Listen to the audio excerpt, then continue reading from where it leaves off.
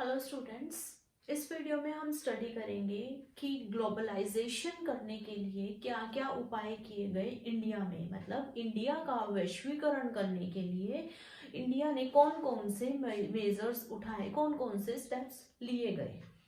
First आता है increase in foreign investment. Foreign investment का क्या मतलब है? जब कोई बाहर देश का पर्सन या बाहर की कोई कंपनी इंडिया में इन्वेस्ट कर रही है, इंडिया में निवेश कर रही है, तो वो इंडिया के लिए फॉरेन इन्वेस्टमेंट होगी। जो हमारी न्यू इकोनॉमिक पॉलिसी है 1991 में जो आई थी, 1991 में जो एलपीजी पॉलिसी आई थी, L for liberalisation, P for privatisation and G for globalisation. Liberalisation का मतलब क्या है? उदारीकरण करना। प्राइवेटाइजेशन में क्या कर रहे थे हम? निजीकरण कर रहे थे कंपनियों का। और जी फॉर ग्लोबलाइजेशन, ग्लोबलाइजेशन मतलब वैश्वीकरण करना।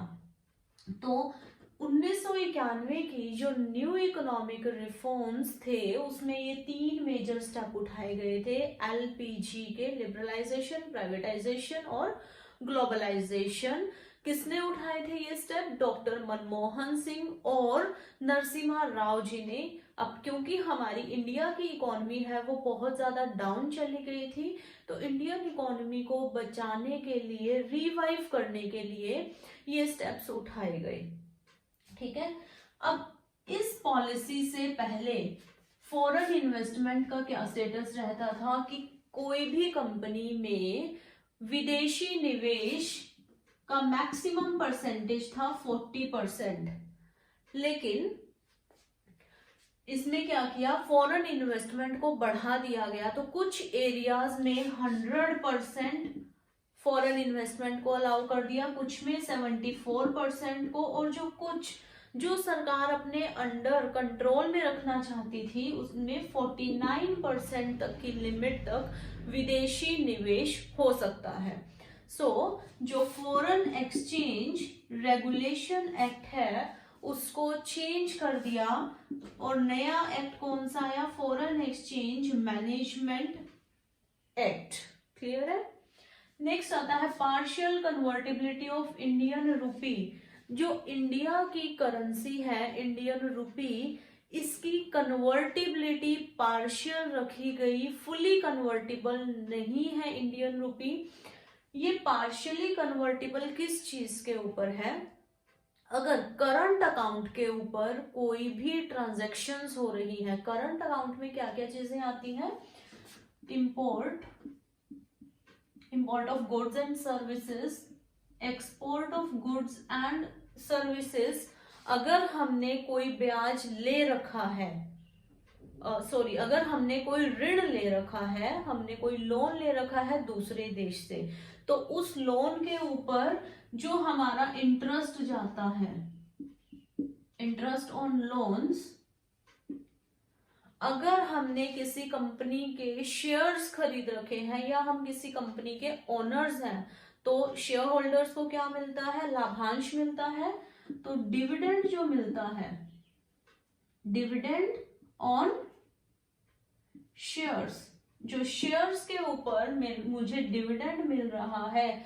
और तीसरा, वो फॉरेनर्स जो इंडिया में काम कर रहे हैं और वो अपनी फैमिली को यहां से पैसा भेज रहे हैं, तो वो सारा पैसा, ये जो सारी भुगतान करने के लिए जो पैसा है इंडियन रूपी है, इसको हम फुली कन्वर्ट कर सकते हैं किसी दूसरी करेंसी में।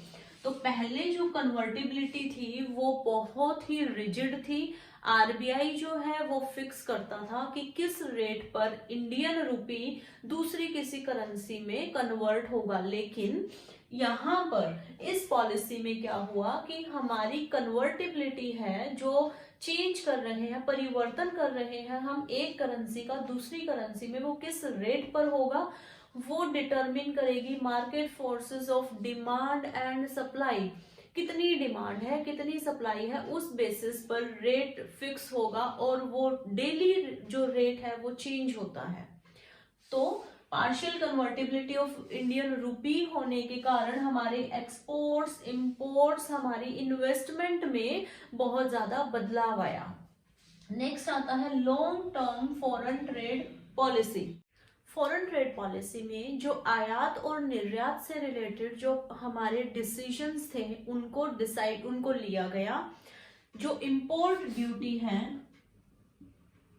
इंपोर्ट ड्यूटी और एक्सपोर्ट ड्यूटी को कम किया गया ताकि जो हमारे डोमेस्टिक, हमारे घरेलू जो उत्पादक हैं वो अपने प्रोडक्ट को इजीली बाहर बेच सके, और जो बाहर के लोग हैं, बाहर के इन्वेस्टर्स हैं, या हम यहाँ पर बात करेंगे बाहर के जो इंडस्ट्रियलिस्ट हैं, वो अपने सामान को इजीली दूसरे कंट्री में या हमारे देश में बेच सके। तो आयात और निर्यात करों के ऊपर छूट दी गई इन फॉरेन ट्रेड पॉलिसी में। नेक्स्ट आता है रिडक्शन इन टैरिफ्स। टैरिफ में हम बात करते हैं जो भी कर लगाए गए थे, टैरिफ और नॉन टैरिफ बैरियर्स, जो भी पाबंदियां लगाई हुई थी, टैरिफ और नॉन टैरिफ। टैरिफ होती है हमारी टैक्सेस, डायरेक्ट जो टैक्सेस हम लगा रहे हैं, जैसे कि आयात है उसके ऊपर कोई टैक्स है, निर्यात है उसके ऊपर कोई टैक्स है। नेक्स्ट आता है non tariff. Non tariff barriers में या नॉन टैरिफ जो हमारी बंदिशें हैं उनमें हम क्वांटिटी, मात्रा फिक्स कर देते हैं कि इतनी मात्रा से ज्यादा आप बाहर नहीं बेच सकते, या इतनी मात्रा से ज्यादा आप इंपोर्ट नहीं करवा सकते। या हम लाइसेंसिंग की बात करते हैं कि अगर आपको कोई सामान इंपोर्ट करवाना है तो आपको सरकार से लाइसेंस लेना पड़ेगा, इसकी मंजूरी लेनी पड़ेगी। तो टैरिफ और नॉन टैरिफ बैरियर्स को कम किया गया ताकि ग्लोबलाइजेशन जो है, वैश्वीकरण है, वो इजीली हो जाए। नेक्स्ट आता है एक्सपोर्ट प्रमोशन मेजर्स। एक्सपोर्ट को प्रमोट करने के लिए क्या क्या चीजें की गई। सबसे पहले जो हमारी एक्सपोर्ट ओरिएंटेड यूनिट्स हैं, एक्सपोर्ट ओरिएंटेड यूनिट्स कौन सी होती है, जिनको स्पेसिफिकली, जिनको सिर्फ बनाया जाता है एक्सपोर्ट करने के लिए, कि उन यूनिट्स का, ऐसे जो उद्योग हैं उनका सारा का सारा माल क्या होगा, एक्सपोर्ट होगा, बाहर होगा, इंडिया में उनकी बिक्री नहीं होगी। एक्सपोर्ट ओरिएंटेड यूनिट्स को इस्टेब्लिश किया गया, टैक्सों में रियायतें दी गई। देन लोन है, जो ऋण है वो उनको कंसेशनल रेट पर मिल गया, कम रेट्स पर मिल गया।